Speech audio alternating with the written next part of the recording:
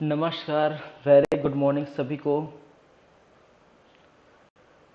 स्वागत है आप सभी का। आज हम देखने वाले हैं साइंस में बायोलॉजी, और बायोलॉजी में आप देखेंगे सेल और सेल डिवीज़न। ठीक है, तो पिछले क्लास में हमने देखे थे सेल के बारे में, कुछ चर्चा किए थे। ठीक है, फिर ह्यूमन सेल का पूरा स्ट्रक्चर आपने देखा था। ठीक है, एनिमल सेल का पूरा स्ट्रक्चर आपने देखा था। थोड़ा सा बच गया था, उसको आज देख लेंगे। ठीक है, फिर हम बात करेंगे सेल डिवीज़न की तरफ। चलिए,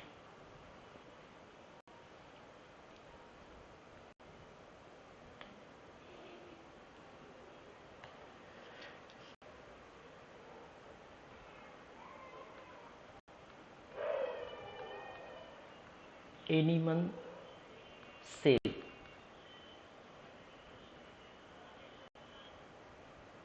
जिसको कहते हैं जंतु कोशिका। ठीक है, और इस जंतु कोशिका के स्ट्रक्चर के बारे में हम बात कर रहे थे। पिछले क्लास में हमने क्या देखे थे? इस एनिमल सेल के स्ट्रक्चर के बारे में। ठीक है, और मैंने कहा था इसके अंतर्गत ये जो स्ट्रक्चर है, ठीक है, उसके अंदर 3 भाग देखने को मिलता है। एक जिसको बोलते हैं सेल मेम्ब्रेन। ठीक है, जिसको कहा जाता है कोशिका झिल्ली। कोशिका झिल्ली।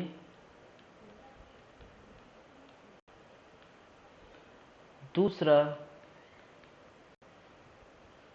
केंद्रक, या जिसको कहते हैं क्या, न्यूक्लियस। ठीक है, क्या है? केंद्रक। और थर्ड हमने बात की थी प्रोटोप्लाज्म। ठीक है, जीव द्रव्य। ठीक है, तो मेनली एनिमल सेल या जंतु कोशिका 3 भागों से मिलकर बना होता है। ठीक है, कोशिका झिल्ली, केंद्रक, जीव द्रव्य, इन सभी के बारे में हमने चर्चा किए थे। ठीक है, क्या क्या है देख लेते हैं थोड़ा सा।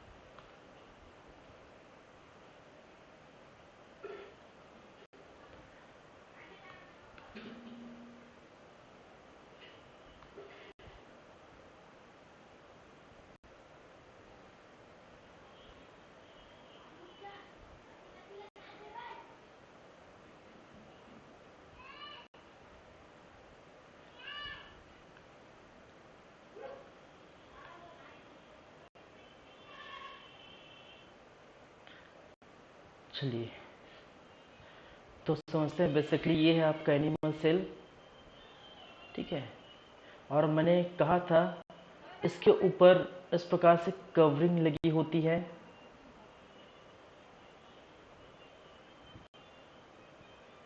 ठीक है, थोड़ा स्ट्रक्चर पर चलते हैं। इस प्रकार से कवर आपका इस प्रकार से लेयर लगा रहता है, जिसको हमने नाम दिया था क्या? Cell membrane. और सेल मेम्ब्रेन के बारे में हमने बात की थी। ठीक है,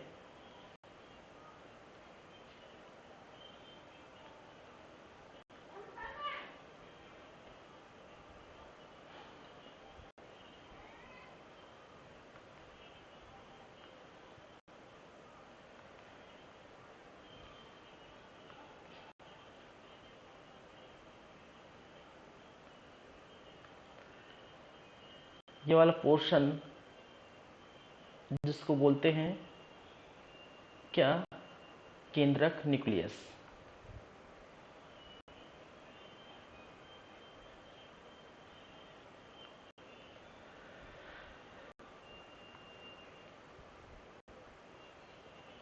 ठीक है, तो ये क्या है आपका सेल मेम्ब्रेन।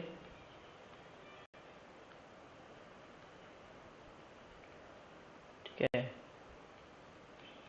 कोशिका झिल्ली। देखिए मैंने बताया था सेल मेम्ब्रेन और सेल वॉल में अंतर।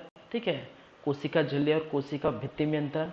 ठीक है, कोशिका भित्ति सिर्फ और सिर्फ जो है प्लांट सेल में आपको देखने को मिलता है, लेकिन कोशिका झिल्ली प्लांट सेल के साथ साथ एनिमल सेल में भी देखने को मिलता है। ठीक है,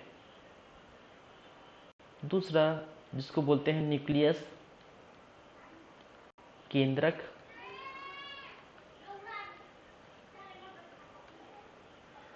ठीक है,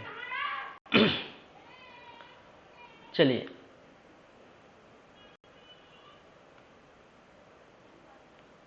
इसके अंदर कुछ संरचनाएं थी। एक ये वाला पोर्शन जो हमने नाम दिखे थे, ठीक है, जिसको कहा जाता है एंडोप्लाज्मिक रेटिकुलम, मैं शॉर्ट में लिख देता हूँ। ठीक है, चलिए एंडोप्लाज्मिक रेटिकुलम कुलम, ठीक है, जिसको शॉर्ट में ER बोला जाता है। ठीक है, और इसको हमने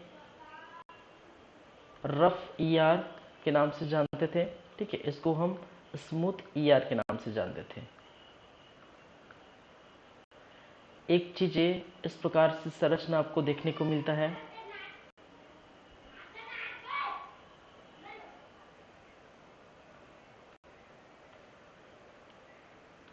गोल्जी बॉडी।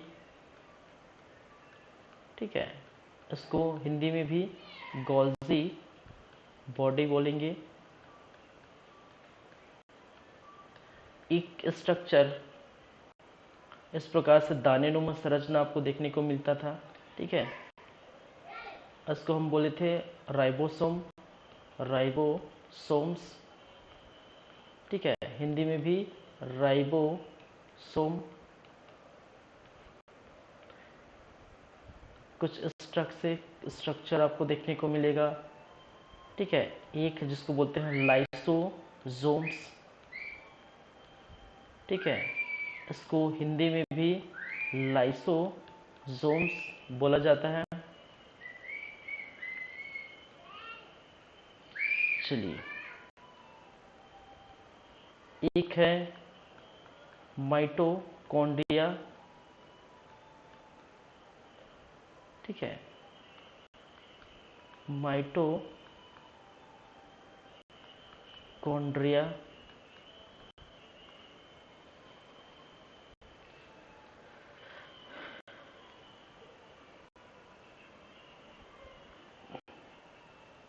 एक होता है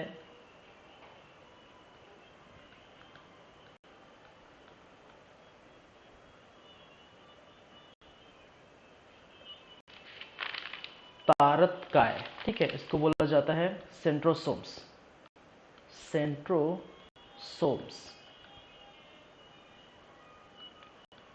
तारतकाय।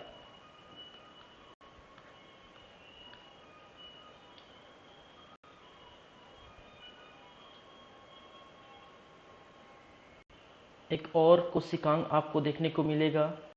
ठीक है, जिसको हम बोलते हैं वक्यूल्स।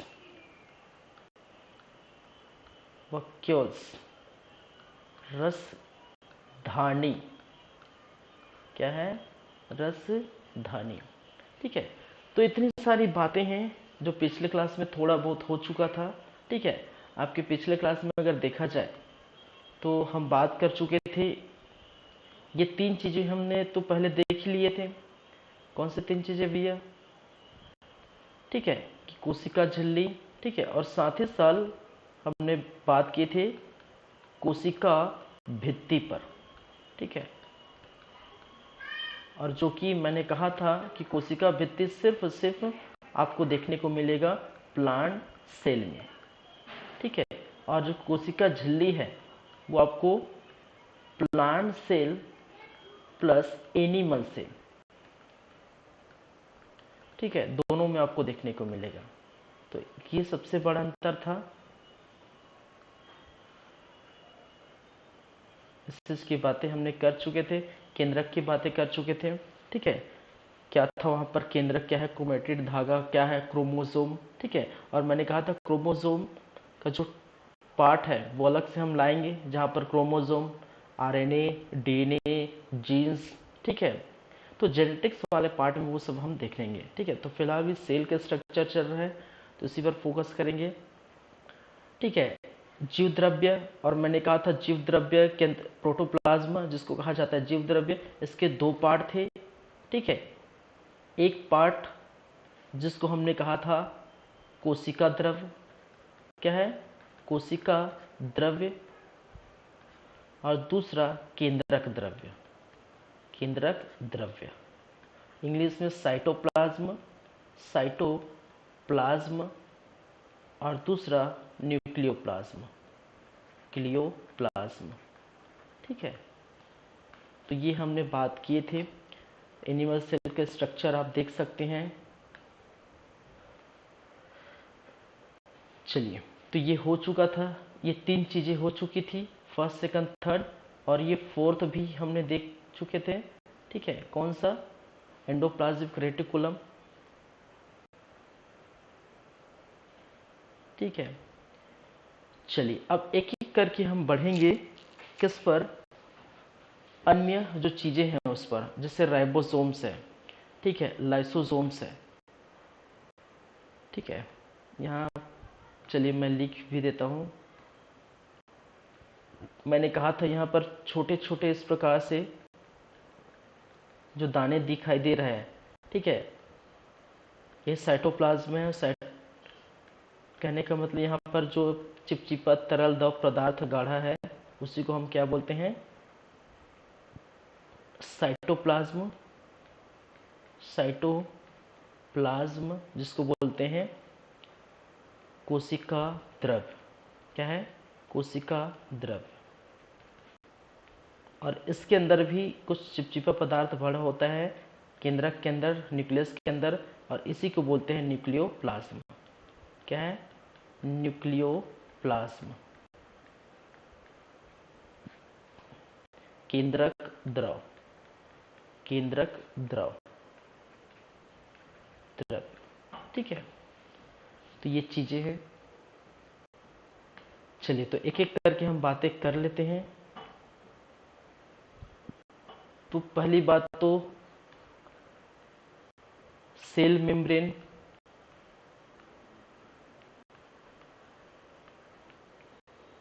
न्यूक्लियस, केंद्रक। ठीक है, कोशिका झिल्ली, कोशिका झिल्ली,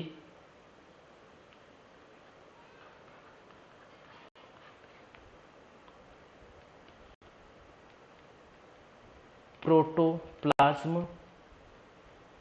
ठीक है, जीव द्रव्य जिसको कहते हैं, साइटोप्लाज्म,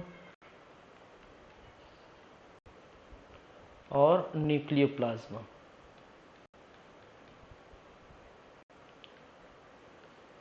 साइटोप्लाज्म, कोशिका द्रव। देखिए, मैंने बताया था साइटो का मतलब होता है कोशिका। ठीक है, सेल जो है इंग्लिश नाम है, लेकिन साइटो जो है बायोलॉजिकल नाम है। केंद्रक द्रव, केंद्रक द्रव। ठीक है, मैं शॉर्ट में लिख देता हूँ, एंडोप्लाज्मिक रेटिकुलम को ई आर, और ई आर के दो भाग थे। ठीक है, एक होता है आर ई आर, ठीक है, smooth E R, rough E R. ठीक है, स्मूथ ई आर और रफ ई आर। फिर हम बात करेंगे राइबोसोम्स। देखिए, जितने सारे लिख रहा हूँ वो कोशिका के भाग है, कोशिका के अंग है। ठीक है, ribosome, lysosome, lysosome, lysosome,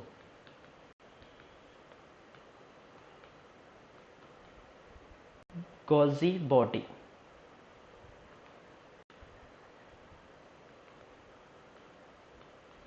gauzy body, gauzy body.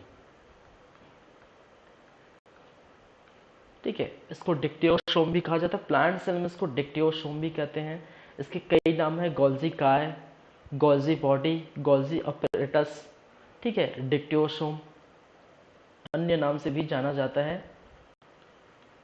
फिर माइटोकॉन्ड्रिया,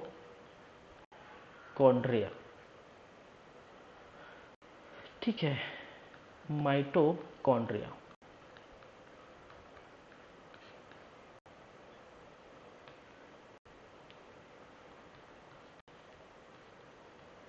सेंट्रोसोम्स,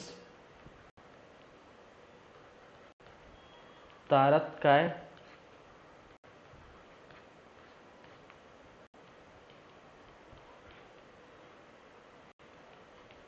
वैक्यूल्स, ठीक है, रसधानी। चलिए, तो इतने सारी चीजें हैं।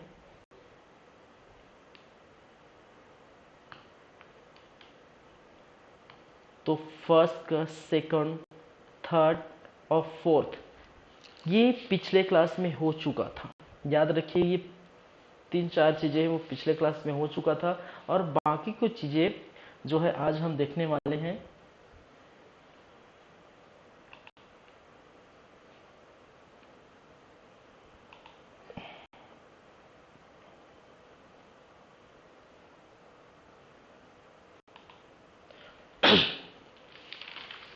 चलिए, तो स्टार्ट करते हैं। सबसे पहले बात करेंगे राइबोसोम्स की, ठीक है।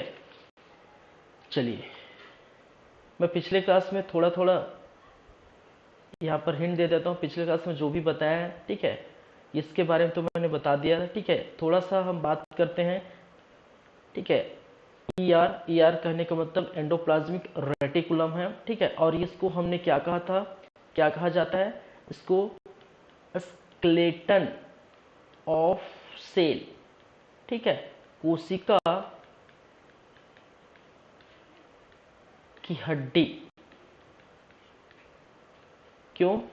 और मैंने बताया स्केलेटन जो आप इस प्रकार से डायग्राम में देख रहे हैं, ठीक है, यही हड्डीनुमा संरचना रेड कलर में, ठीक है, हड्डीनुमा संरचना जो देख रहे हैं वो क्या करता है, सेल को स्टेबल करने का काम करता है। जैसे हम अगर चलते फिरते, हमारा रीढ़ का हड्डी हमारे लिए प्रॉपर जो है एक स्टेबल हमारे शरीर को बना के रखता है, उसी प्रकार, ठीक है, किसी भी सेल का जो है ईआर या फिर एंडोप्लाज्मिक रेटिकुलम। और इसे मैंने कहा था हिंदी में अगर नाम अगर आपको जानना है तो अंतःप्रतवी जालिका जिसको कहते हैं, हिंदी में नाम भूल जाइए, ठीक है, याद करना तो याद कर लीजिए, लेकिन इंग्लिश का जो नाम है वो बहुत बेटर है, ठीक है, तो ये ध्यान रखिए। चलिए, और इसके दो पार्ट थे, एक आर ई आर और ए सी आर। और मैंने कहा था कि आर ई आर में ही क्या पाया जाता है आपका, राइबोसोम, राइबोसोम, ठीक है, और एस ई आर में नहीं पाया जाता, ठीक है। ये सारी बातें हम पिछले क्लास में कर चुके थे, ठीक है। चलिए, नेक्स्ट हम बात करेंगे राइबोसोम्स। क्या है? राइबोसोम्स। 6,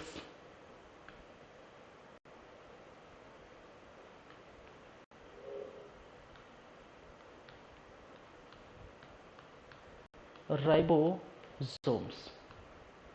चलिए, इसको कलर में चेंज कर देता हूँ।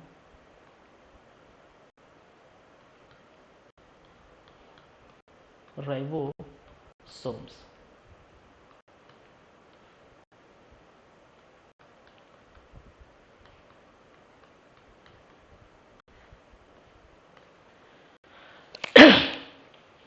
अब देखिए, ये जो राइबोसोम्स है, आप स्ट्रक्चर में आप देखेंगे एक छोटे छोटे मटर के दाने की तरह होता है, ठीक है। क्या होता है?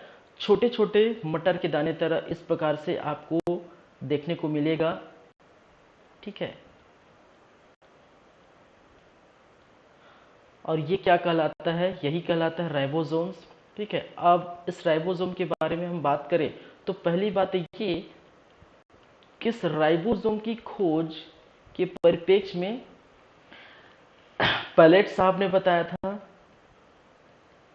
पैलेट, ठीक है, पैलेट साहब ने बताया था कि ये क्या है, ये राइबोसोम है। और राइबोसोम के बारे में सबसे बड़ी बात ये कि यह कोशिका का, याद रखिए, कोशिका का सबसे छोटा अंग है। The smallest organ of any cell is called ribosome. ठीक है, ठीक है, कोशिका का सबसे छोटा अंग, the smallest organ of any cell is called ribosome. ठीक है, अब बात आती है, हमने एक चीज, अब कोशिका का सबसे छोटा अंग है, जाहिर सी बात है, सबसे छोटा अंग, कोशिका का सबसे छोटा अंग, अगर छोटा अंग आपका राइबोसोम है तो जाहिर सी बात है भाई साहब बड़ा अंग भी होगा। तो आप बताएंगे, सॉरी मैं सोचा ऑनलाइन क्लास है, ठीक है, खैर ये रिकॉर्डेड चल रहे हैं, कोशिका का बड़ा अंग, ठीक है, और उस बड़े अंग का नाम है न्यूक्लियस, या जिसको बोलते हैं केंद्रक। ठीक है, याद रखिए, कोशिका का सबसे बड़ा अंग है न्यूक्लियस और कोशिका का सबसे छोटा अंग है वह है राइबोसोम। क्लियर? ठीक है, चलिए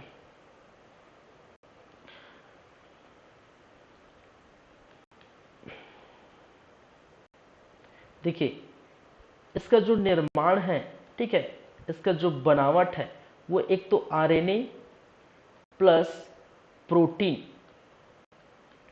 इससे मिलकर बना होता है। ठीक है, देखिए क्या होता है आरएनए वगैरह, आरएनए क्या है, डीएनए, बस अभी इतना समझिए, आरएनए राइबोस न्यूक्लिक एसिड बोला जाता है इंग्लिश में। ठीक है, आरएनए क्या है, डीएनए क्या है, डीऑक्सी राइबोस न्यूक्लिक एसिड, फिर जीन्स क्या होते हैं, किस प्रकार से कैरेक्टर ट्रांसफर होता है, ठीक है, फिर क्रोमोसोम क्या होता है, ये जेनेटिक्स वाले पार्ट में पढ़ेंगे। ठीक है, तो अब इतना समझिए, अब फिलहाल आरएनए राइबोस न्यूक्लिक एसिड, ठीक है, और इससे मिलकर बना होता है। चलिए, तो तीन बातें, ये खोज पैलेट साहब ने किया था, कोशिका का सबसे छोटा अंग राइबोसोम। ठीक है, अब देखिए इसके कार्य क्या है, इसके कार्य क्या है, इसका कार्य, सबसे बड़ा कार्य है प्रोटीन का, ठीक है, प्रोटीन का निर्माण, synthesis of protein, synthesis of protein. ठीक है, प्रोटीन का निर्माण करना, प्रोटीन का सिंथेसिस करना। ठीक है, सबसे बड़ा कार्य क्या है, प्रोटीन का निर्माण और प्रोटीन का सिंथेसिस। ठीक है, अब देखिए जैसे कि हमारा शरीर है, जैसे कि हमारा शरीर है, और हमारे शरीर के लिए एक तो आवश्यक है बहुत सारी चीजें, अब तो प्रोटीन दाल वगैरह से मिल जाता है। ठीक है, कार्बोहाइड्रेट, ठीक है, क्या है, कार्बोहाइड्रेट, फैट, विटामिन्स, मिनरल्स, ये सभी चीजें हमें जरूरत होती है, किसके लिए, हमारे शरीर के लिए। ठीक है, और हमारे शरीर के वृद्धि विकास के लिए। ठीक है, तो उसी प्रकार किसी भी सेल को, ठीक है, जरूरत होती है किसके लिए, अपने कार्य को एग्जीक्यूट करने के लिए प्रोटीन के। ठीक है, तो हम तो प्रोटीन जो है कहाँ से ले लेते हैं, बाहर से लेते हैं। ठीक है, दाल हो गया, ठीक है, आपका जो है सोयाबीन हो गया, ठीक है, और बहुत सारी चीजें हैं, फिर कार्बोहाइड्रेट, फैट, विटामिन वगैरह। ठीक है, बहुत सारी चीजें जो है सेब वगैरह में, खाने पीने के सामान में हम ले लेते हैं। लेकिन एक जो सेल है उसको भी तो भाई जीवित रहने के लिए जो है खुद का क्या चाहिए, ठीक है, ऊर्जा चाहिए, प्रोटीन चाहिए। ठीक है, तो इसका निर्माण करने वाला जो अंग है, वो कहलाता है राइबोसोम। ठीक है, और इसीलिए इस कार्य की वजह से इसीलिए इसका नाम पड़ा है factory of protein, factory of protein. तो कई बार क्वेश्चन पूछा गया है, ठीक है, प्रोटीन की फैक्ट्री किसको कहा गया है, तो प्रोटीन की फैक्ट्री राइबोसोम कहा जाता है, क्योंकि बहुत ज़्यादा मात्रा में ये प्रोटीन आपको क्या करता है, उसका निर्माण करता है। और मैंने ये भी बताया था कि प्रोटीन आपको एक तो साइटोप्लाज्म, सॉरी, राइबोसोम आपको साइटोप्लाज्म के अलावा, ठीक है, कहाँ पर, ये जो साइटोप्लाज्म आप देख रहे हैं इसको हमने क्या कहा था, साइटोप्लाज्म। ठीक है, तो साइटोप्लाज्म के अलावा आपको कहाँ देखने को मिलता है, आपको देखने को मिलता है रफ ईआर में। किसमें, रफ ईआर में। ठीक है, आर ई आर जिसको बोलते हैं अंतःप्रदवी जालिका। ठीक है, हिंदी में इसको खुरदुरी अंतःप्रदवी जालिका, खुरदुरी अंतःप्रदवी जालिका, इसको चिकनी अंतःप्रदवी जालिका। ठीक है, इस प्रकार से आप जो है देख सकते हैं। ठीक है, तो सिर्फ और सिर्फ खुरदुरी अंतःप्रदवी जालिका, या फिर इसको बोलते हैं इंग्लिश में रफ ईआर में क्या पाया जाता है, राइबोसोम्स मिलता है। तो यहाँ से कई क्वेश्चंस आपके बनते हैं। ठीक है, एक क्वेश्चन तो आपका ये हो जाता है, ठीक है, कि सबसे बड़ा अंग क्या है, सबसे छोटा अंग क्या है। तो सबसे छोटा अंग इसके अंतर्गत मैंने कहा था राइबोसोम है, पहली बातें ये यहाँ से क्वेश्चन बनते हैं। नेक्स्ट क्वेश्चन बनते हैं इसका कार्य क्या है, इसका कार्य है प्रोटीन का निर्माण करना। नेक्स्ट क्वेश्चन अगर बनते हैं तो वो बनते हैं फैक्ट्री ऑफ प्रोटीन, प्रोटीन की फैक्ट्री किसको कहा जाता है, वो कहा जाता है किसको, राइबोसोम को। एक और क्वेश्चन यहाँ से पूछा जाता है कि राइबोसोम साइटोप्लाज्म के अलावा और कहाँ पर स्थित होता है। ठीक है, मैंने क्या कहा, राइबोसोम्स साइटोप्लाज्म के अलावा और कहाँ स्थित होता है, तो आप बताएंगे रफ ईआर। अगर रफ ईआर नहीं दिया होगा तो फिर खाली वो ईआर दिया होगा। ठीक है, तो इस प्रकार से आप देखेंगे। ठीक है, तो साइटोप्लाज्म के अलावा भी कहाँ मिलता है आपको, इस रफ ईआर में। तो यहाँ से इस प्रकार से क्वेश्चन पूछे जाते हैं। ठीक है, तो राइबोसोम के बारे में इतनी चीज़ें आप क्या करें, याद रखिए। ठीक है,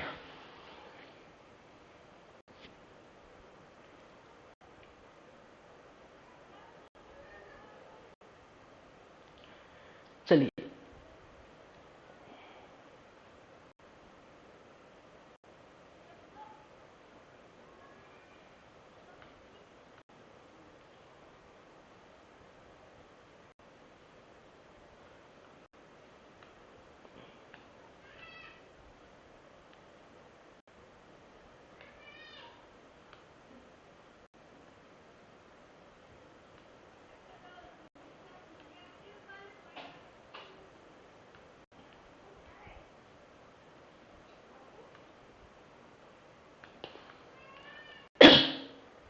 चलिए, राइबोसोम हो गया। अब राइबोसोम के बाद क्या है भाई, लाइसोसोम्स। ठीक है, ये राइबोसोम भी हो गए। अब बात करेंगे किसकी, लाइसोसोम्स की।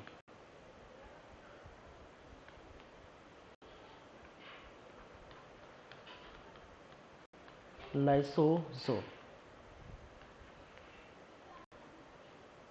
इसको लाइसोसोम हिंदी में भी आपको देखने को मिलता है। चलिए,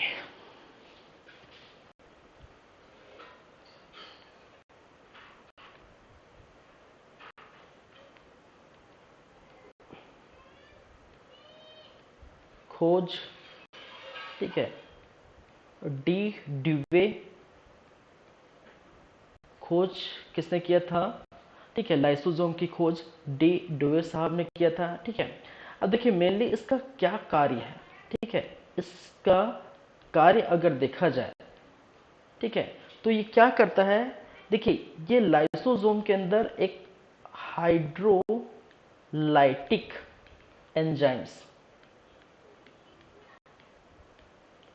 ठीक है, समझिए लाइसोसोम स्ट्रक्चर आप पीछे जाके देख सकते हैं। ठीक है, अगर हम देखेंगे तो यहाँ पर इस प्रकार से स्ट्रक्चर आपको दिखाई दे रहा होगा।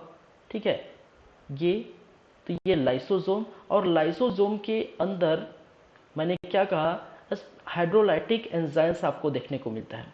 ठीक है, फिलहाल सिर्फ और सिर्फ मैं स्ट्रक्चर बना देता हूं यहाँ पर किसका, लाइसोसोम का।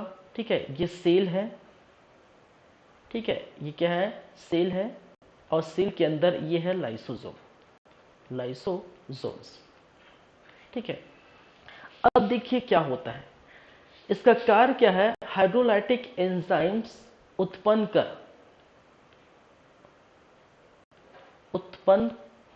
कर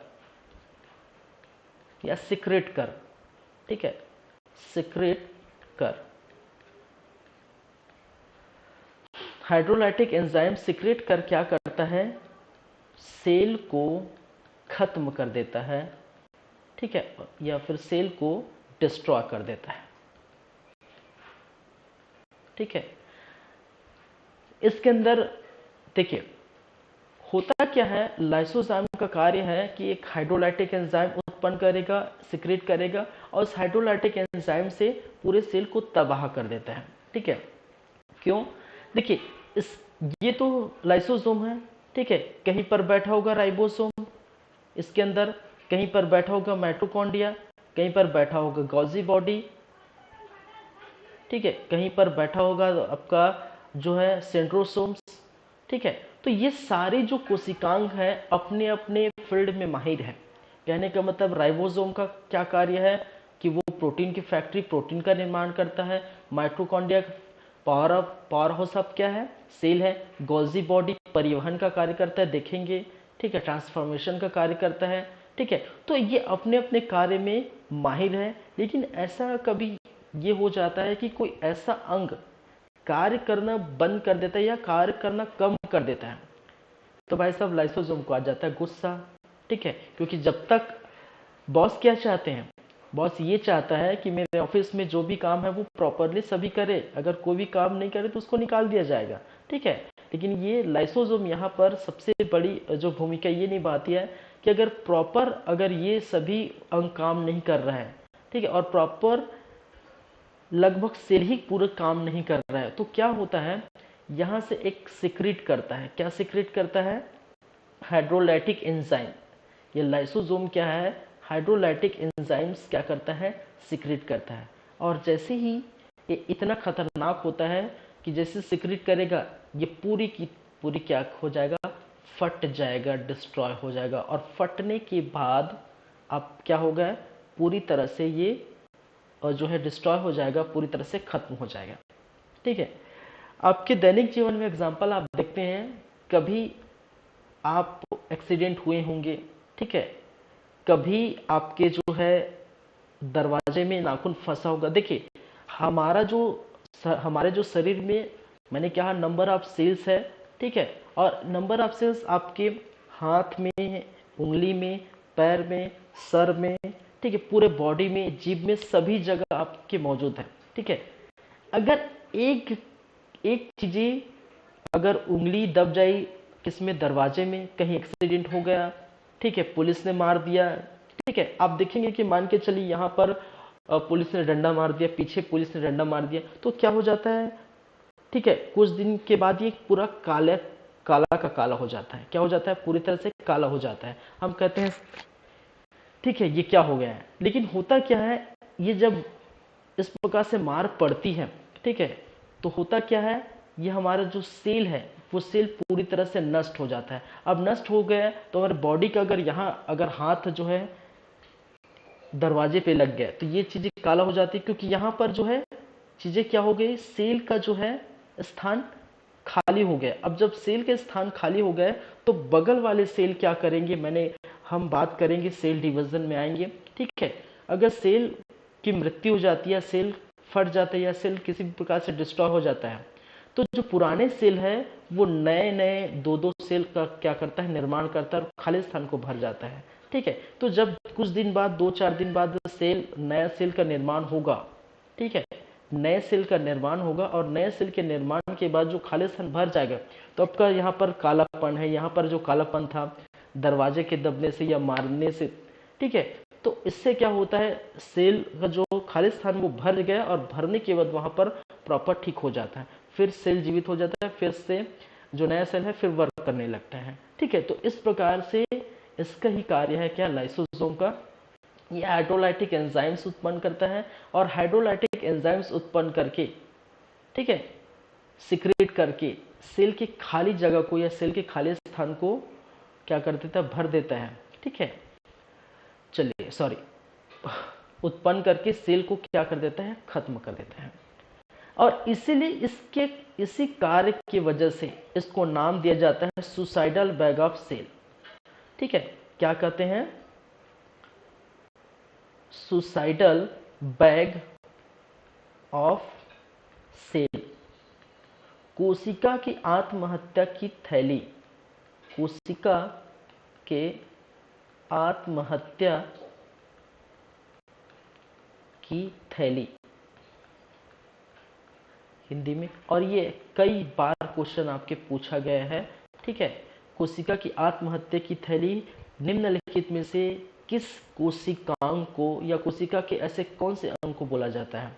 ठीक है, तो जो आप देख रहे हैं लाइसोसोम, ठीक है, कोशिका की आत्महत्या की थैली इसी को कहा जाता है। ठीक है, क्योंकि अपने ही कोशिका आत्महत्या क्यों, क्योंकि ये अपने आप को पहले मारता है। ठीक है, अपने आप को पहले डिस्ट्रॉय करेगा। ठीक है भाई, अपने आप को मारेगा तभी तो क्या है, हाइड्रोलाइटिक एंजाइम्स क्या होगा, सिक्रेट होगा। अपने आप को मारेगा, हाइड्रोलाइटिक एंजाइम सिक्रेट होगा, उसके बाद पूरे की पूरे सेल को खत्म कर देता है। ठीक है, और इस प्रकार से डिस्ट्रॉय हो जाता है।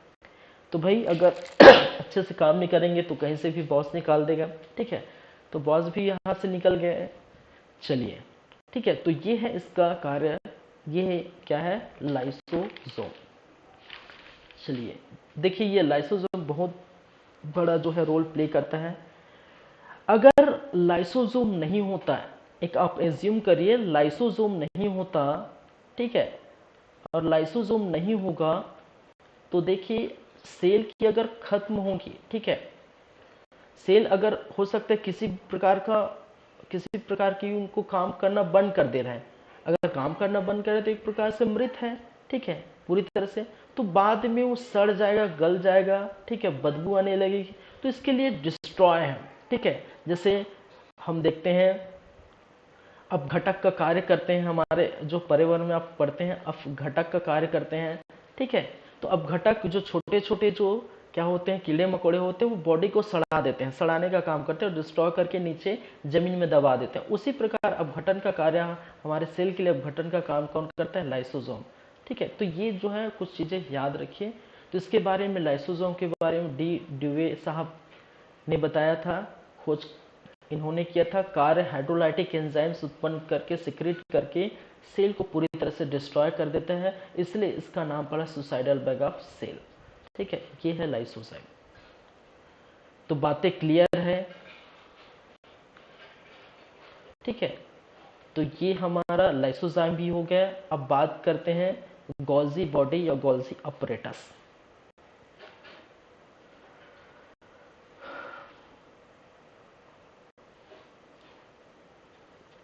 चलिए,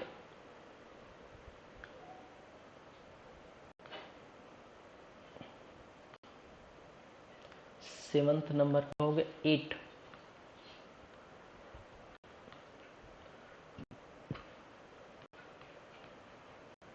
गोल्जी बॉडी, जिसको गोल्जी कॉम्प्लेक्स भी बोला जाता है,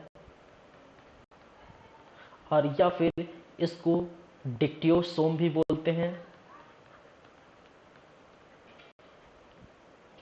डिक्टियोसोम आपके किस में, पादप में बोला जाता था,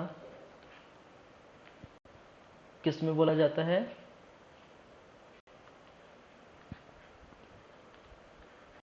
पादप। ठीक है, इतने सारे नाम है भाई। गोल्जी ऑपरेटर्स भी आपको देखने को मिलेगा। चलिए अब देखिए गोल्जी बॉडी या गोल्जी का क्या कार्य है। ठीक है, इसकी खोज नाम से स्पष्ट है, किसने किया होगा? कैमिलो गोल्गी ने। किसने? कैमिलो गोल्गी ने क्या किया था? इसकी खोज की थी। ठीक है, पहली बातें। दूसरी बातें, इसका कार्य। ठीक है, देखिए यहां पर ये है आपका सेल, ये आपका सेल, और सेल के अंदर है, ये है आपका गोल्जी बॉडी।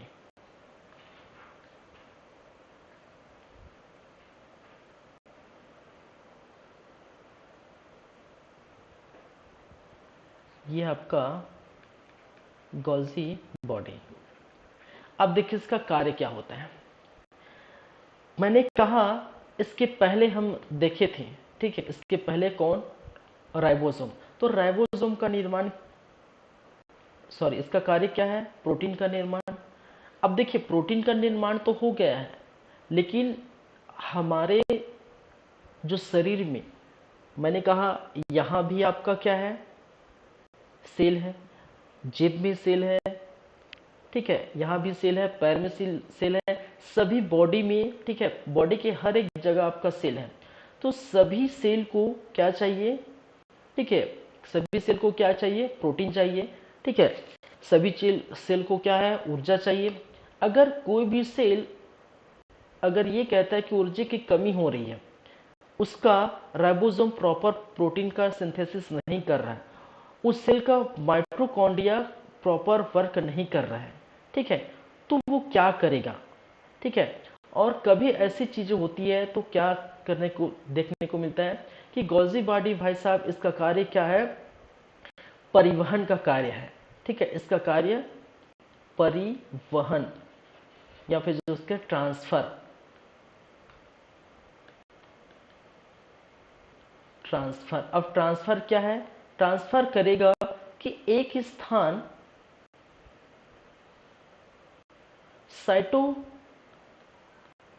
साइटोप्लाज्म में एक स्थान से लेकर, स्थान मान के चलिए वो ए है। ठीक है, तो एक स्थान से दूसरे स्थान तक क्या करेगा? प्रोटीन। ठीक है, प्रोटीन, तो इसका मतलब प्रोटीन का आखिर कहने का मतलब ऊर्जा हो गया। ठीक है, प्रोटीन एक प्रकार का क्या देगा हमें? ऊर्जा। तो प्रोटीन या ऊर्जा का क्या करता है? स्थानांतरण करता है, परिवहन करता है एक स्थान से दूसरे स्थान। ठीक है, याद रखिए। ठीक है, ये जो परिवहन है इसके लिए खुद पैकिंग करेगा। ठीक है, खुद क्या है? डिसीजन लेगा। क्या करेगा? डिसीजन लेगा। खुद ये ट्रांसफर करेगा और खुद ये क्या कहे? इस चीज को कंट्रोल करेगा। इतनी सारी चीजें हैं। ठीक है, पैकिंग करेगा कहने का मतलब है अगर किसी सेल को कितनी प्रोटीन की जरूरत होती है और किस सेल को प्रोटीन की जरूरत होती है, उस सभी को ये क्या करेगा? पैकिंग करेगा। ठीक है, और पैकिंग करके ये डिसीजन लेगा कि मुझे कितनी मात्रा में प्रोटीन या कितनी मात्रा में ऊर्जा किस सेल को या किस सेल के अंग को देना है। ठीक है, किसको कितनी प्रोटीन चाहिए ये खुद डिसीजन लेगा। ठीक है, खुद बॉस यही है यहाँ का, और खुद यहाँ का क्या है? ठीक है, डिसीजन मेकिंग यही करता है, और साथ ही साथ ये करता है ट्रांसफर। ठीक है, ये किसी दूसरे को थमाता नहीं है। ठीक है, ये खुद ही खुद ट्रांसफर करता है। ट्रांसफर के अंदर जितने भी चीजें प्रोसेस से गुजरते हैं उसका पूरा प्रॉपर कंट्रोल करता है। तो पैकिंग करेगा, डिसीजन लेगा, ट्रांसफर करेगा, कंट्रोल करेगा एक स्थान से दूसरे स्थान। प्रोटीन का, ऊर्जा का स्थानांतर, परिवहन करने का कार्य किसका होता है? इसी गोल्जी बॉडी का। ठीक है, चलिए, और इसीलिए इसको क्या कहा जाता है? ट्रैफिक पुलिस ऑफ सेल, कोशिका का ट्रैफिक पुलिस या ट्रैफिक पुलिस ऑफ सेल। ठीक है, तो ट्रैफिक पुलिस क्यों कहा जाता है? क्योंकि ट्रैफिक पुलिस क्या करते हैं?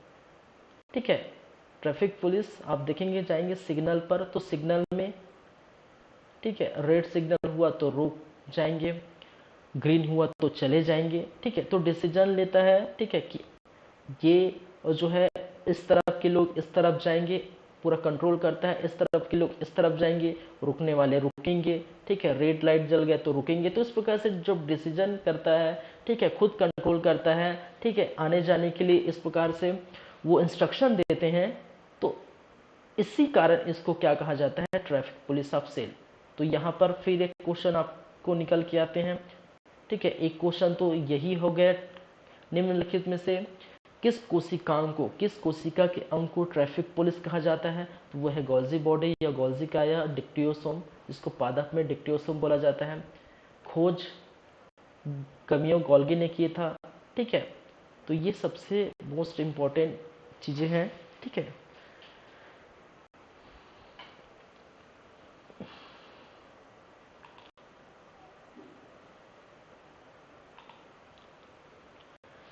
चलिए, तो ये हो चुका है गोल्जी बॉडी। अब बात करेंगे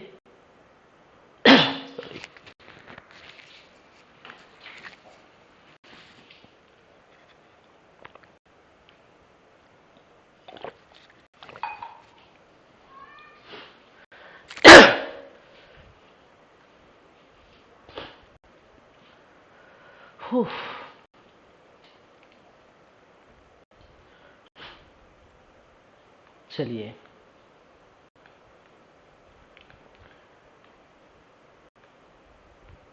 अब नेक्स्ट क्या आएगा? नेक्स्ट आने वाले हैं वो है, एक तो बच गया माइटोकॉन्ड्रिया, फिर सेंट्रोसोम, फिर वैक्यूम्स राजधानी। ठीक है,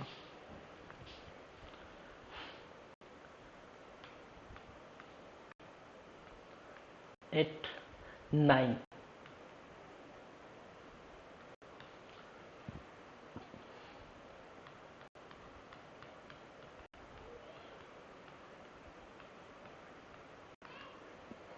माइटोकॉन्ड्रिया, जिसको हम हिंदी में भी क्या कहते हैं?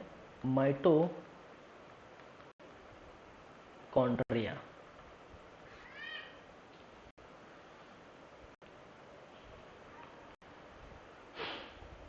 अब देखिए, सबसे पहले खोज अल्टमैन, अल्टमैन नाम याद रखिए, एवं क्या है? बेंडा, बेंडे। अल्टमैन एवं बेंडे साहब ने क्या किया था? खोज किया था किसका? माइटोकॉन्ड्रिया का। ठीक है, चलिए, अब इसका कार्य क्या है भाई साहब? इसको सबको पता है। ठीक है, इसका कार्य क्या है? इसको करते हैं कोशिका का विद्युतग्रहण। ठीक है, इसको हम क्या कहते हैं? इसका कार्य क्या है? ऊर्जा, ऊर्जा का सन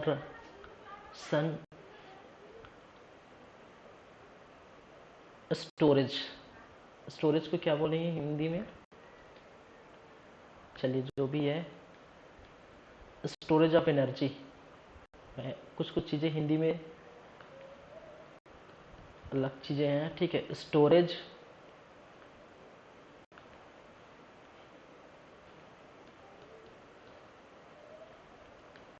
स्टोरेज ऑफ एनर्जी। ठीक है, ऊर्जा का क्या करता है? स्टोर करता है। ठीक है, इसलिए इसका कार्य क्या कहा जिसको? Power house of cell. ठीक है, अब देखिए, सबसे बड़ी चीजें, देखिए यहां पर हम क्या, अगर माइटोकॉन्ड्रिया को देखें, ठीक है, तो ये है आपका माइटोकॉन्ड्रिया। ठीक है, इस प्रकार से माइटोकॉन्ड्रिया, और इस प्रकार से आपका क्या देखने को मिलता है, इसके अंदर ऐसे बिखरी हुई चीजें आपको देखने को मिलता है। ठीक है, माइटोकॉन्ड्रिया, इस पूरे को हम क्या कहेंगे, माइटोकॉन्ड्रिया, माइटोकॉन्ड्रिया। ठीक है, और इसके देखिए इसके बाहर और इसके अंदर भी क्या है, एक झिल्लीनुमा संरचना होती है। ठीक है, और इसी को हम क्या कहते हैं, क्रिस्टी, क्रिस्टी। तो इसका आंतरिक भाग है जिसको बोलते हैं क्रिस्टी। ये कई बार क्वेश्चन पूछा गया है, माइटोकॉन्ड्रिया की आंतरिक भाग का नाम निम्नलिखित में से है। ठीक है, अब देखिए इसी क्रिस्टी के अंतर्गत आपको कुछ इस प्रकार से संरचना आपको देखने को मिलेगी, सॉरी, इस प्रकार से संरचना आपको देखने को मिलेगी। ठीक है, और यही संरचना आपको एक तो इसमें पाया जाता है क्या, राइबोसोम, राइबोसोम्स, और आपको डीएनए। ठीक है, तो देखिए कई बार यहां से क्वेश्चन पूछे जाते हैं अब राइबोसोम के बारे में। ठीक है, राइबोसोम आपके कहाँ कहाँ मिलते हैं, एक तो साइटोप्लाज्म में मिलता है, मैंने कहा पहली बात है। दूसरी बात है कहाँ मिलता है, एक तो आपके ईआर में, एंडोप्लाज्मिक रेटिकुलम में, और तीसरा यहाँ पर कहाँ मिलता है, माइटोकॉन्ड्रिया में। ठीक है, तो डीएनए यहाँ पर, ठीक है, राइबोसोम यहाँ पर। ठीक है, और इसके भाग को हम क्या कहते हैं, एक भाग जिसको बताते हैं क्रिस्टी। ठीक है, और यहीं पर ये जितने भी जो है ऊर्जा है उसको स्टोर करके रखता है, इसलिए मैंने क्या कहा, इसको क्या कहा जाता है, power house of cell, sorry,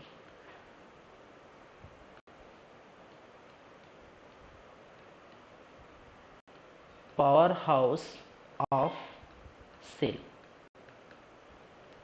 ठीक है, अब देखिए कि हमें पावर हाउस सेल का पावर हाउस का मतलब एक हब, वो जगह जहां जहां चीजें बहुत सारी हैं। ठीक है, जैसे हम इलेक्ट्रिक का हब बोल सकते हैं, ठीक है, कोरबा है, उसी प्रकार। ठीक है, किसी भी चीज का हब, ठीक है, इलेक्ट्रॉनिक सामान का हब हो सकता है, कंप्यूटर का हब हो सकता है, ठीक है, बुक का हब हो सकता है। तो जितनी सारी ज्यादा मात्रा में जहाँ चीजें मिलती हैं, मौजूद होती है, उसको एक हब बोला जाता है। ठीक है, तो पावर हाउस ऑफ सेल, ठीक है, तो ये एक प्रकार का पावर हाउस ऑफ सेल क्यों कहा जाता है उसको हम समझेंगे। ठीक है, देखिए इसको समझने के पहले थोड़ा चलते हैं कहाँ पर, खैर मैं बताऊंगा आपका जब सेलुलर रेस्पिरेशन होगा, लेकिन यहाँ से थोड़ा सा मैं हिंट देता हूँ क्योंकि समझना बहुत जरूरी है आपके लिए। ठीक है, देखिए होता क्या है, हम बात करेंगे अगर सेलुलर रेस्पिरेशन, ठीक है, सेलुलर रेस्पिरेशन, रेस्पायरेशन, या जिसको बोलते हैं कोशिकी श्वसन, क्या है, कोशिकी श्वसन। ठीक है, देखिए कोशिकी श्वसन के अंतर्गत अगर बात करें तो हम ये आपका इस प्रकार से संरचना आप देखते हैं।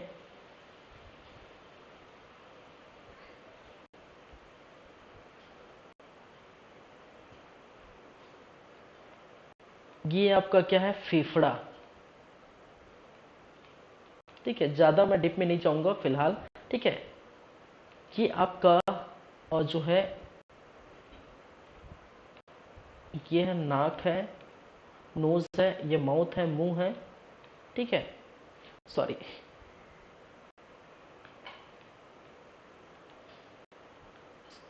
ठीक है, ये आपका नोज है, ये आपका माउथ है, मुंह है। चलिए, ये फेफड़ा है। अब देखिए इसके अंदर अगर आप देखेंगे तो इस प्रकार से इस संरचना आप देखेंगे, यहां से इस प्रकार से संरचना देखेंगे। ठीक है, और इसके अंदर आपको छोटे छोटे छोटे छोटे छोटे इस प्रकार से पतले पतले धागे नुमा संरचना आपको देखने को मिलती है। ठीक है, ये पतले पतले धागे नुमा आपको संरचना देखने को मिलती है। और इस धागे संरचना के अंतर्गत इस प्रकार से बॉल टाइप का आकार आपको देखने को मिलेगा। ठीक है, इस प्रकार से, और इसी को हम कहते हैं, इसी का मेन काम है एल्वियोलाई। ठीक है, क्या कहा जाता है? एल्वियोलाई। इसके सबके बारे में अच्छे से चर्चा करें जब कोशिकीय श्वसन वाले भाग में हम पढ़ेंगे। ठीक है, जब हम सांस लेते हैं तो हमारा जो सांस लेने के बाद फेफड़े में जो बैठा हुआ है एल्वियोलाई, एल्वियोलाई क्या करता है? हमारे इसी ऑक्सीजन को, ठीक है, हमारा जो लिया हुआ ऑक्सीजन को ये पहुंचाता है कहां पर? ब्लड में। ठीक है, और ब्लड के बाद ये आपको जैसे ब्लड में घुलेगा, ठीक है, और ब्लड में घुलने के बाद वो सभी तरफ बॉडी में क्या करेगा? मूव करेगा। ठीक है, पूरी क्या करेगा? बॉडी में मूव करेगा, और बॉडी में जितने बॉडी के हर पार्ट में, हर जगह आप कहा क्या बैठा है? सेल, और सेल में जाएगा, और सेल के इस माइटोकॉन्ड्रिया, ठीक है। अब देखिए सेल में जैसे जाएगा तो यहाँ पर जैसी चीजें होंगी, ऑक्सीजन जाएगा, ठीक है, और सेल के अंदर ऑक्सीजन जाएगा, और जब हम खाते हैं कार्बोहाइड्रेट वगैरह कुछ भी खाते हैं, ठीक है, तो वो तब्दील हो जाता है ग्लूकोज में। तो यहीं पर सेल के अंदर जो बैठा है, ठीक है, सेल के अंदर है क्या? ग्लूकोज, और इसी ग्लूकोज को क्या कर देता है? इसी ग्लूकोज को कैटाबॉलिज्म कर देते हैं। ठीक है, जैसे ग्लूकोज हम जानते हैं C6H12O6, ये है ग्लूकोज। जब आएगा क्या? ऑक्सीजन, ठीक है, 6 मॉलिक्यूल इसका ऑक्सीजन, और ऑक्सीजन के साथ ये मिलेगा, और मिलने के बाद ये क्या करता है? ये तोड़ देता है तो कार्बन डाइऑक्साइड में, ठीक है, और साथ ही पानी में, और साथ ही 686 जो है किलो कैलोरी और एटीपी के रूप में, एटीपी, और एटीपी का फुल फॉर्म है एडिनोसिन ट्राइफॉस्फेट, एडिनोसिन ट्राइफॉस्फेट। ठीक है, क्या बोला जाता है इसको? Adenosine triphosphate.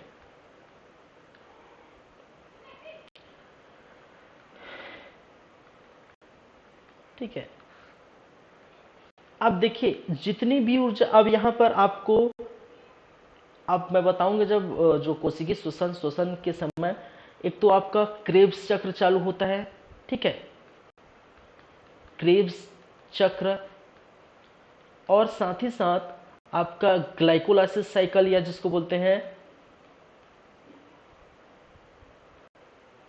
इसको बोलते हैं ग्लाइकोलाइसिस,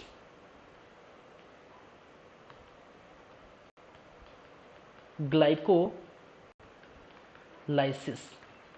हिंदी में क्रेब्स ग्लाइकोलाइसिस। ठीक है, तो ग्लाइकोलाइसिस साइकिल और क्रेब्स साइकिल यहाँ पर आपको देखने को मिलेगा, और इसी के दौरान आप जो है ये एटीपी जो है लगभग 38 एटीपी कहाँ पर संचित होता है? एडिनोसिन ट्राइफॉस्फेट एटीपी जो है, एटीपी के रूप में ऊर्जा जो है, एटीपी के रूप में ऊर्जा कहाँ संचित होता है? इसी माइटोकॉन्ड्रिया में। ठीक है, और एटीपी के रूप में जब ऊर्जा संचित इतने सारे आपको देखने को मिलता है, 38 एटीपी, ठीक है, तो इसीलिए कहा जाता है कि माइटोकॉन्ड्रिया ऊर्जा का विद्युत गृह है। ठीक है, तो चीजें समझ में आई। अब देखिए यहाँ पर ये तो यूज हो जाएगा, ठीक है, इसका काम हो जाएगा, पानी का भी यूज हो जाएगा, ठीक है, लेकिन काम बचता है किसका? ये कार्बन डाइऑक्साइड बच गए, और कार्बन डाइऑक्साइड का क्या काम है? अब कार्बन डाइऑक्साइड करेगा सेल से, भाई साहब, जैसे माइटोकॉन्ड्रिया में इसका काम खत्म होगा, कार्बन डाइऑक्साइड जो है वो क्या हो जाएगा? फिर बाहर निकलेगा, और कार्बन डाइऑक्साइड जो है इस प्रकार से जाके ये शरीर के विभिन्न अंग से क्या हो जाता है? बाहर निकलता है। ठीक है, तो एल्वियोलाई का यहाँ का एक ही काम है कि ऑक्सीजन को ब्लड में, ठीक है, और कार्बन डाइऑक्साइड को वापस यहाँ पर एल्वियोलाई में लेना और वापस ले जाना। ठीक है, चलिए तो इतनी सारी चीजें हैं।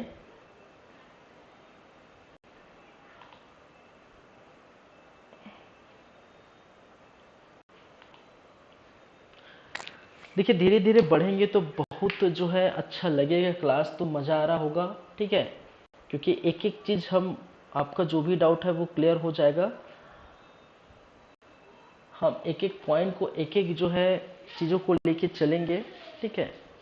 चलिए, तो ये सारी चीज़ें कोशिकी श्वसन में पढ़ेंगे फिलहाल, लेकिन मैं इसलिए बता रहा हूँ ये सब चीज़ें क्योंकि इतनी सारी चीज़ें, ठीक है, कोशिका के अंदर स्थित इस माइटोकॉन्ड्रिया के अंदर देखने को मिलता है। और इसी कारण से यहाँ पर मैंने क्या कहा, ये जो 38 एटीपी है, एटीपी इसी के अंदर संचित होता है, इसी कारण से इसको पावर हाउस कहा जाता है, ठीक है। चलिए, पावर हाउस ऑफ सेल एक हब है एनर्जी का, ठीक है। चलिए, और हमें एनर्जी कहाँ से मिलती है, इसी से मिलती है। कुछ खाते हैं हमें एनर्जी मिलती है, बाहर से जो भी खाते हैं, ठीक है, यही कैटाबॉलिज्म में होगा और जो भी है एटीपी के रूप में जो संचित होता है, यही हमें क्या मिलती है, एनर्जी मिलती है, ठीक है। तो माइटोकॉन्ड्रिया के बारे में अल्टमैन ने कहा था, बेंडे ने कहा था, ठीक है, खोज किया था, स्टोरेज ऑफ एनर्जी, ठीक है, पावर हाउस ऑफ सेल इसीलिए इसको कहा जाता है। तो ये सारी बातें हैं। फेफड़ा, लंग्स,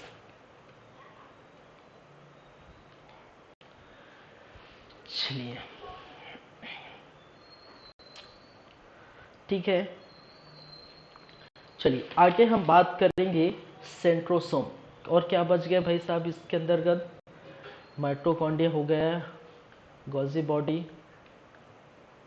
एक तो सेंट्रोसोम बच गया, ठीक है, और हो गया राजधानी वैक्यूल्स बच गया, ठीक है, ये भी हम देखेंगे।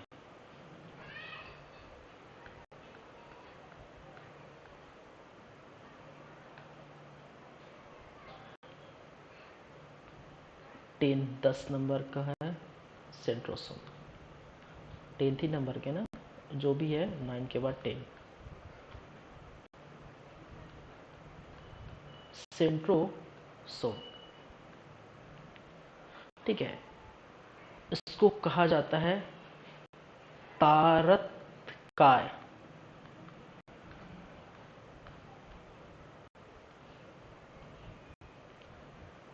चलिए,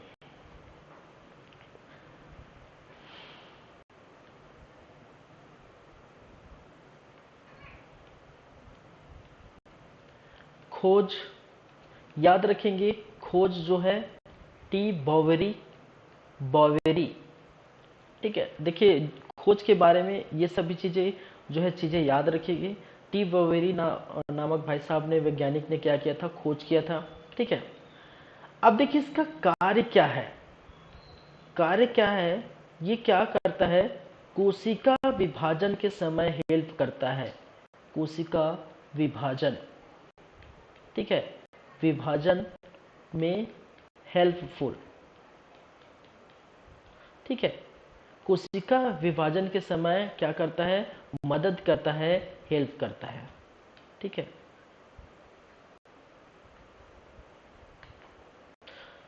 कोशिका विभाजन में मदद बोल सकते हैं, ठीक है। चलिए अब देखिए कोशिका विभाजन में मदद, अब कोशिका विभाजन क्या है, ठीक है, ये सब इसके बाद तो होगा, लेकिन मैं थोड़ा सा हिंट दे देता हूँ। देखिए कोशिका विभाजन का मतलब होता है, जिसको हम इंग्लिश में बोलते हैं सेल डिवीजन, ठीक है। कोशिका विभाजन या सेल डिवीजन का मतलब होता है कि कोई भी सेल, ठीक है, कोई भी सेल या फिर कोई भी कोशिका टूटेगा, फटेगा, डिवाइड होगा, ठीक है, टूटेगा, फटेगा, ठीक है, और उसके बाद दो नए सेल, ठीक है, दो न्यू सेल, ठीक है, क्या है, दो न्यू सेल में ये क्या हो जाता है, विभाजित हो जाता है, दो नए सेल का क्या करता है, निर्माण करता है, ठीक है, क्या करता है, दो नए सेल का ये क्या करता है, निर्माण करता है।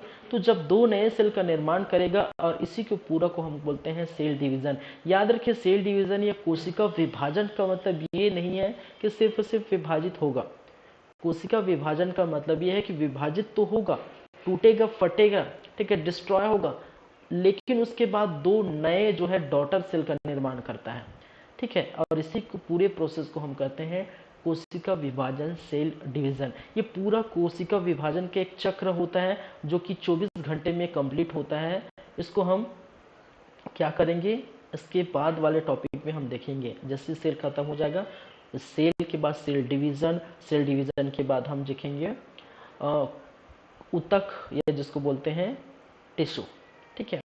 चलिए, तो ये मददगार होता है सेल डिवीजन या कोशिका विभाजन में। याद रखिए, हमारे शरीर में स्थित जो सेल है उसको लगातार क्या होता है, बहुत सारे जगहों पर, ठीक है, जैसे कि सबसे अधिक अगर सेल डिवीजन होगा, ठीक है, कोशिका विभाजन होगा, तो आपको देखने को मिलता है लीवर। और सबसे कम या फिर नहीं होता एक प्रकार से, और कम या नहीं से यहाँ तात्पर्य मैं बताऊंगा, ठीक है, वो है ब्रेन, ठीक है। कहाँ पर? ब्रेन।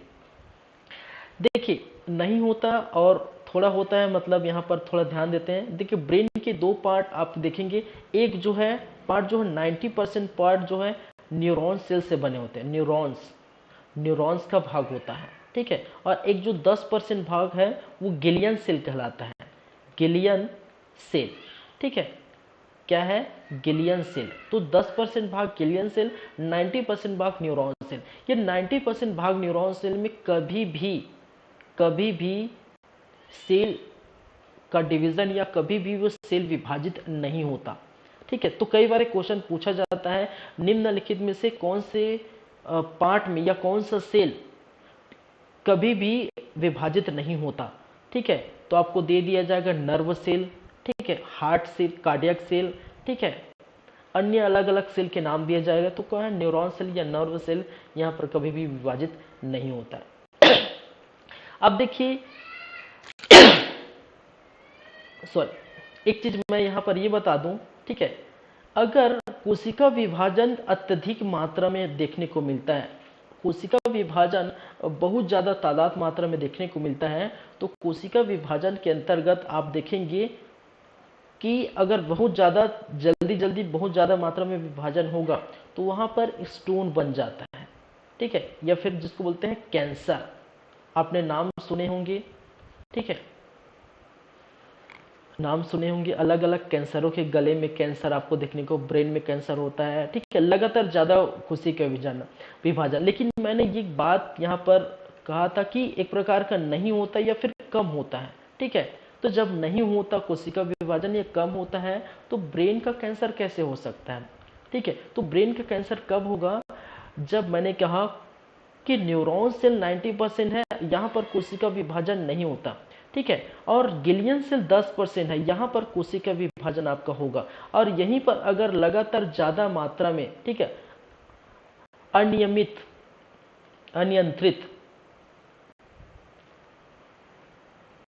ठीक है, यह नियंत्रित मात्रा में अगर क्या होगा, ठीक है, नियंत्रण से बाहर अगर ये कोशिका विभाजन होगा, तो यहाँ पर क्या देखने को मिलेगा? यहाँ पर जो है स्टोन बन जाएगा, यहाँ पर कैंसर का जो है देखने को मिलेगा। तो यहीं पर ब्रेन कैंसर इसी कारण होता है, ठीक है।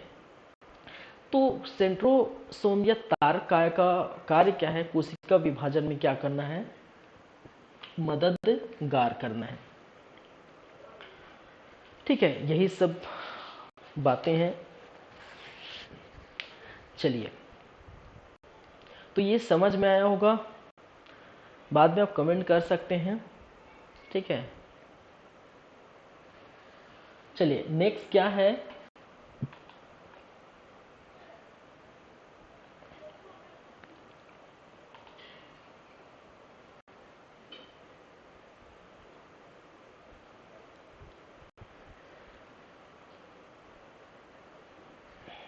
चलिए, इसके बाद हम बात करेंगे कि बच गया है जिसको हम बोलते हैं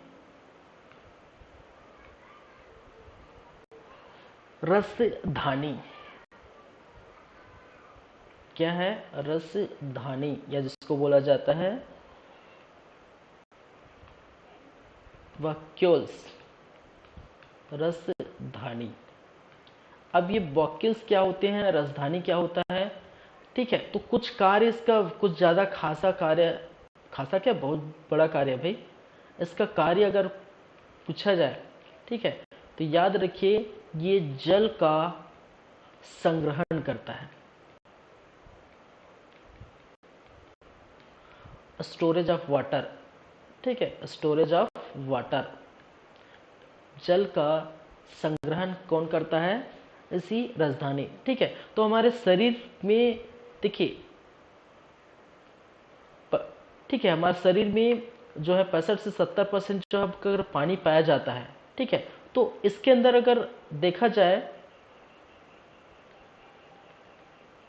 अगर ये सेल है, ये अगर राजधानी है, राजधानी, ठीक है, तो देखिए जैसे हमारे शरीर के लिए क्या होता है, पानी की जरूरत पड़ती है, डिहाइड्रेशन को बचाता है, ठीक है। साथ ही साथ जितने भी हम चीज़ें खाते हैं, ठीक है, पानी का यह कार्य बहुत बड़ा रोल प्ले करता है हमारे शरीर के लिए। एक तो डिहाइड्रेशन के लिए बचाता है, ठीक है, डिहाइड्रेशन के लिए बचाता है, साथ ही साथ हमारे जो भी हम खाते हैं खाने में, ठीक है, चाहे मिनरल्स, विटामिन सो, जैसे प्रोटीन हो, कार्बोहाइड्रेट हो, ठीक है, फैट हो, ये जब खाते हैं, ठीक है, तो क्या होता है, ये पचने के लिए ये सहायक करता है, पचने हेतु सहायक। याद रखिए पानी पीने से आपको कितनी भी कैलोरी की ऊर्जा नहीं मिलती, कहने का मतलब 0 कैलोरी की ऊर्जा मिलती है, पानी पीने से कोई ऊर्जा नहीं मिलती, याद रखिए, ठीक है। और ऊर्जा कब मिलती है, जब ये सभी प्रोटीन, कार्बोहाइड्रेट और फैट वगैरह हम खाते हैं, तो इसको पचाने हेतु क्या करता है, ये सहायक जो है प्रदान करता है, पानी डिहाइड्रेशन के लिए बचाता है, ठीक है, साथ ही साथ ये सभी चीज पचाते हैं, ठीक है, हमारे शरीर के लिए। तो उसी प्रकार जो है जल का संग्रहण कहाँ पर देखने को मिलता है, सेल पर, ठीक है। और सेल में जहां पर भी पानी की जरूरत होगी तो ये इसको क्या करता है, इसका पूर्ति करता है, ठीक है। तो राजधानी का कार्य क्या है, जल का संग्रहण, ठीक है। बस इतनी सी बातें, ज्यादा कुछ नहीं है इसके अंदर, ठीक है। चलिए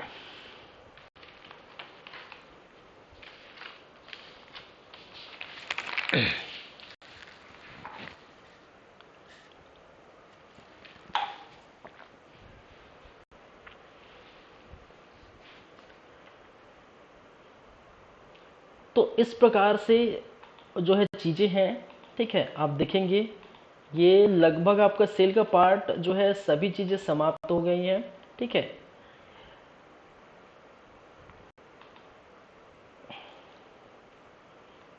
ठीक है, तो ये सभी चीजें समाप्त, सेल की ये सभी जो है भाग हम देख चुके हैं, क्या है, Golgi body, nucleoplasm, nucleus, cell membrane, ribosome, lysosome, mitochondria, centrosome, vacuoles, ठीक है। और क्वेश्चन जो है यहीं से पूछे जाते हैं, ठीक है।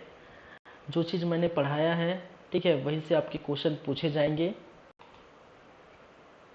ठीक है। ये सब जितने भी है ये विभिन्न अंग है, ठीक है, क्या है, विभिन्न अंग है,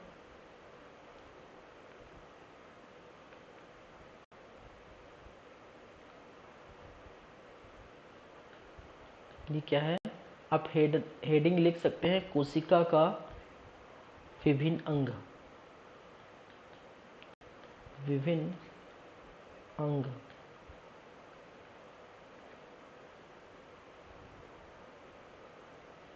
ठीक है, ये आप लिख सकते हैं।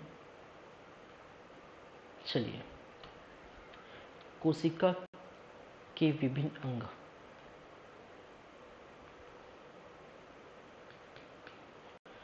चलिए,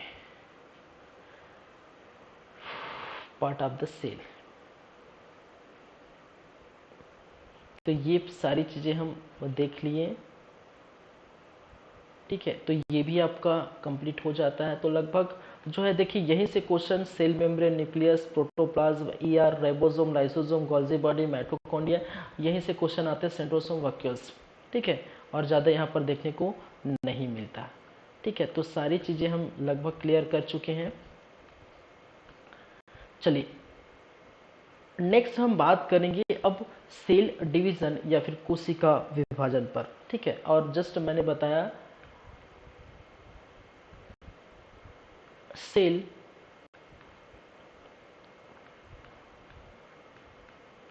डिवीजन, ठीक है, जिसको बोलते हैं कोशिका विभाजन।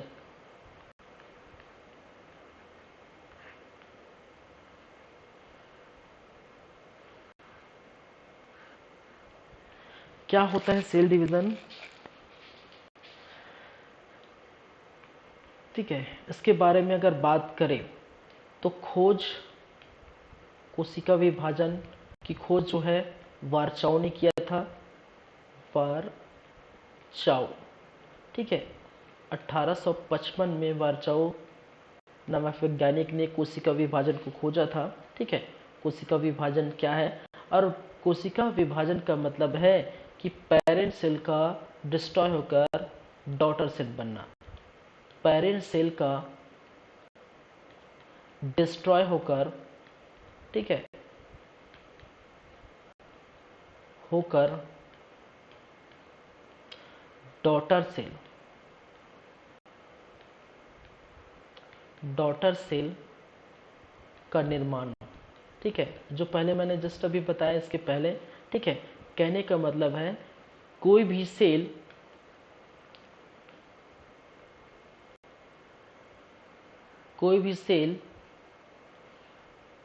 जो है डिस्ट्रॉय होने के बाद दो नए सेल का निर्माण करेगा, और इसको हम क्या कहते हैं, पेरेंट सेल, ठीक है, इसको हम क्या कहते हैं, पेरेंट सेल, और इसको हम कहते हैं डॉटर सेल,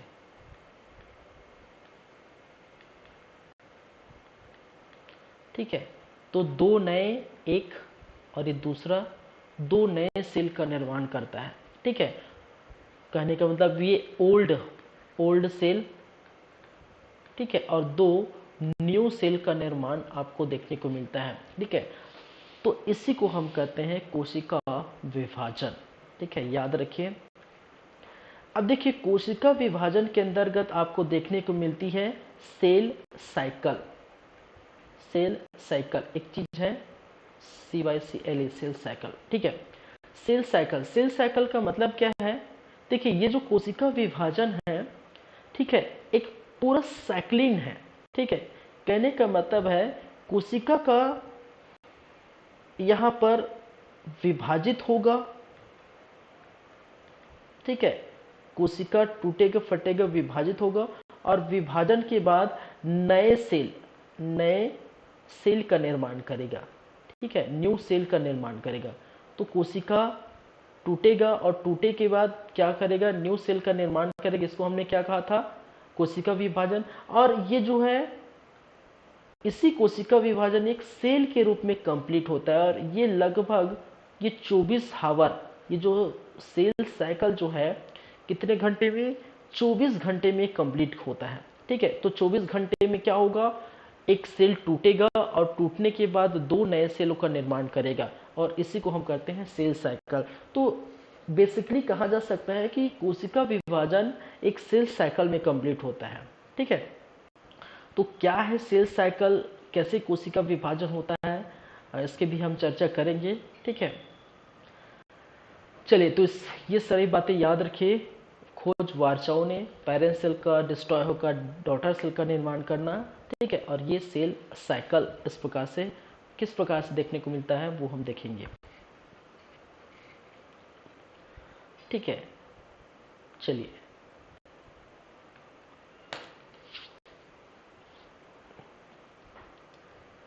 चलिए नेक्स्ट है, हम बात करेंगे यहां पर stages of cell cycle, cell cycle. ठीक है, कहने का मतलब है कोशिका चक्र, जिसको बोलते हैं कोशिका, हिंदी में कोशिका चक्र। आप यहाँ पर लिख सकते हो, सेल साइकिल का मतलब है कोशिका चक्र, हिंदी में बोला जाता है कोशिका चक्र।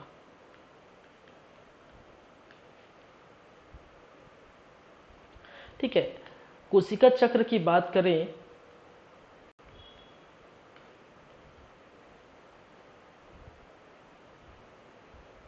कोशिका चक्र की अवस्थाएं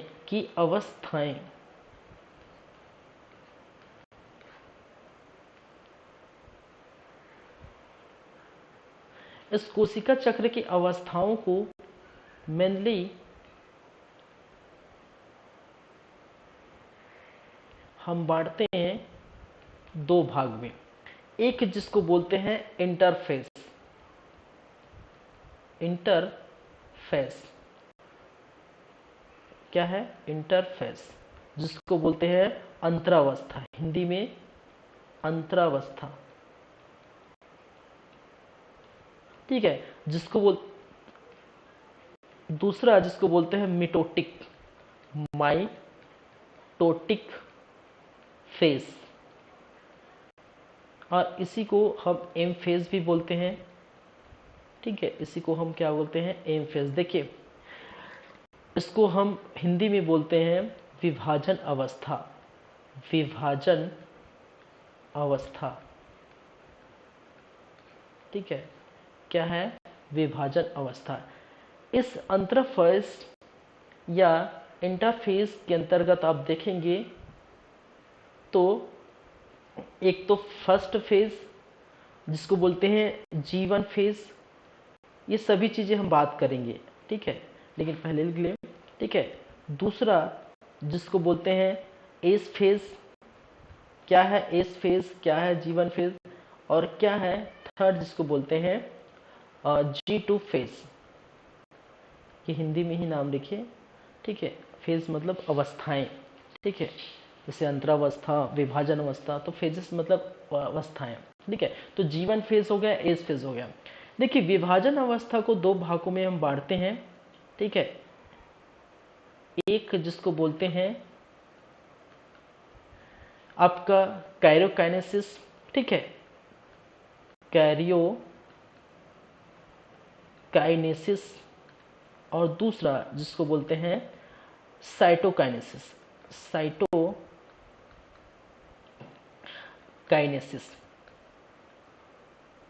ठीक है, देखिए, इस कैरियोकाइनेसिस को भी क्या किया गया है, अलग अलग जो है अवस्थाएं हैं। ठीक है, इस अवस्था में सबसे पहला जिसको बोलते हैं प्रोफेज, पूर्वावस्था, प्रोफेज जिसको बोलते हैं हिंदी में पूर्वावस्था।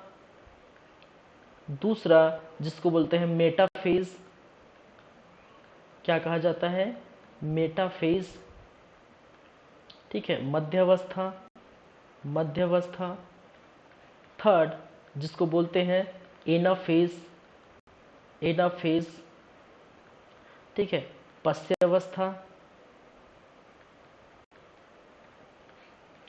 ठीक है, फोर्थ जिसको बोलते हैं टीलोफेज। ठीक है, अंत्यावस्था।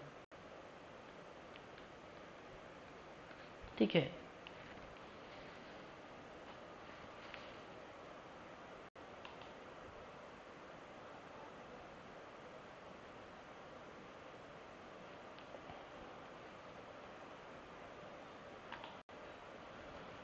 चलिए यहाँ पर एक्चुअली यह है कि इस तरफ मेरा एक तस्वीर चल रहा है, वीडियो चल रहा है। ठीक है, इसी कारण से यहाँ तक मैं लिखूंगा नहीं। ठीक है, तो यहाँ तक वीडियो चलता है मेरा।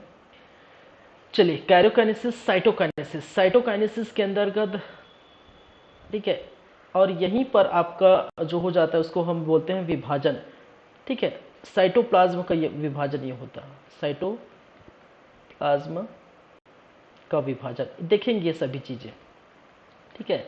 बस इसको कोशिका चक्र की अवस्थाएं हैं, ठीक है। मैंने क्या कहा, कोशिका चक्र की दो अवस्थाएं, एक इंटरफेज जिसको बोलते हैं अंतरावस्था, दूसरा मेटाफेज जिसको बोलते हैं माइटोटिक फेज, विभाजन अवस्था, ठीक है। और अंतरावस्था में ये अवस्थाएं हैं, एक जीवन अवस्था है, दूसरा एस फेज, ठीक है, और तीसरा G2 फेज। क्या होते हैं ये सभी एक एक करके देखेंगे, पूरा एक साइकिल है, ठीक है, साइकिल की अवस्थाएं हैं, ठीक है। माइटोटिक फेज है, ठीक है, माइटोटिक फेज में ये विभाजन अवस्था, इसको हिंदी में देखिए, हिंदी नाम इसका भी वही है, अगर मैं लिखना चाहूँ तो कैरियोकाइनेसिस, ठीक है। इसका भी साइटोकाइनेसिस, तो हिंदी में भी इंग्लिश में भी नाम है, ठीक है। तो वो जो भी चाहे हम लिख सकते हैं। मैं बार बार बोलता हूँ, बेटर होगा आप जो है इंग्लिश में ट्राई करिए, ठीक है। धीरे धीरे ये सब जो है आपको आ जाएगा, ठीक है। चलिए, तो ये हो चुका है। देखिए, लगभग समय हमारी क्लास का हो चुका है, क्योंकि ये बहुत बड़ा जो है, हम यहाँ पर एक इसके बाद साइकिल देखेंगे, लेकिन उसके लिए मुझे लगभग आधे घंटे का क्लास चाहिए इसको ख़त्म करने के लिए, आधे घंटे पौन घंटे, ठीक है। क्योंकि एक जो है हमारा जो है साइकिल हम देखेंगे, ठीक है, इसके अंदर और जो है साइकिल रहता है, ठीक है, किसका, ये सेल डिवीज़न का साइकिल, ठीक है। तो जो सेल डिवीज़न का जो साइकिल बनेगा, उस साइकिल को हम क्या करेंगे यहाँ पर देखेंगे, ठीक है। अलग अलग फेजेस हैं, ठीक है, जिससे हमने कहा था एम फेज है, एस फेज है, ठीक है, G1 फेज है, ठीक है, G2 फेज है। इस प्रकार की अवस्था आपको देखने को मिलेगा। लेकिन फिलहाल अभी तो यहीं पर रखेंगे क्लास, ठीक है, क्योंकि जो सेल साइकिल है, ठीक है, सेल साइकिल है, इसी सेल साइकिल के अंतर्गत इस प्रकार से मूव करेगा, और मूव करने के बाद 24 आवर तक क्या करेगा ये, ठीक है, 24 आवर तक ये क्या है, कंप्लीट करेगा, ठीक है। तो ये हम देखेंगे, लेकिन फिलहाल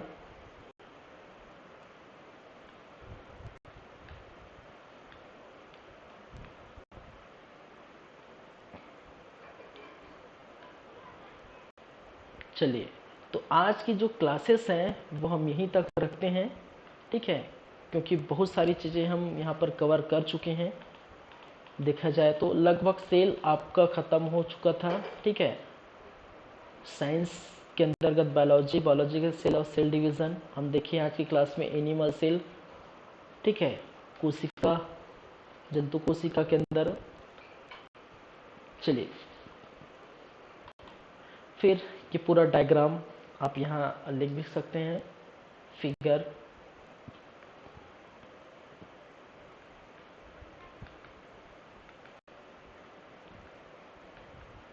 एनिमल सेल,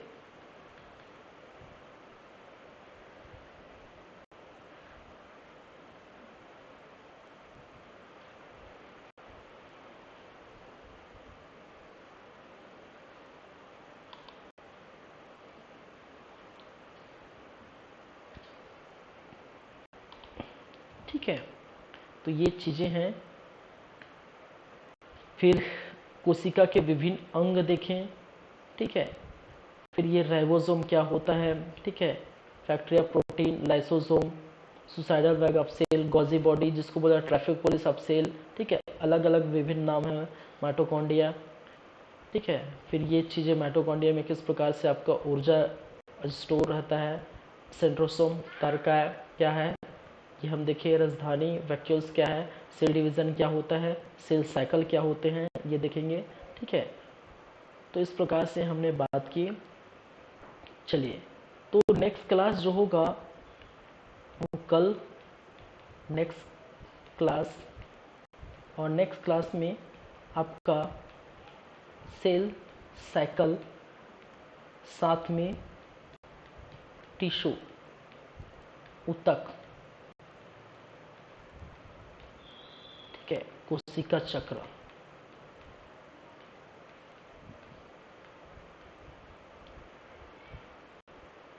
ठीक है, ये हम क्या करेंगे, कंप्लीट करेंगे।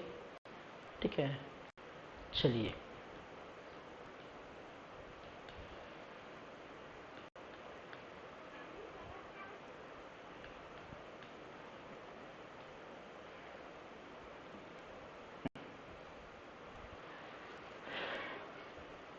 ठीक है, तो आज के लिए इतना रखते हैं। नेक्स्ट क्लास में हम देखेंगे, क्योंकि बहुत बड़ा जो है ये टॉपिक है, ये नहीं हो पाएगा। ठीक है, चलिए, thank you class, thank you guys, अच्छे से पढ़िए। ठीक है, अगर कोई डाउट होगा तो आप जो है पूछ सकेंगे, कमेंट करिए। ठीक है, बाद में फिर मैं रिप्लाई कर दूंगा। चलिए।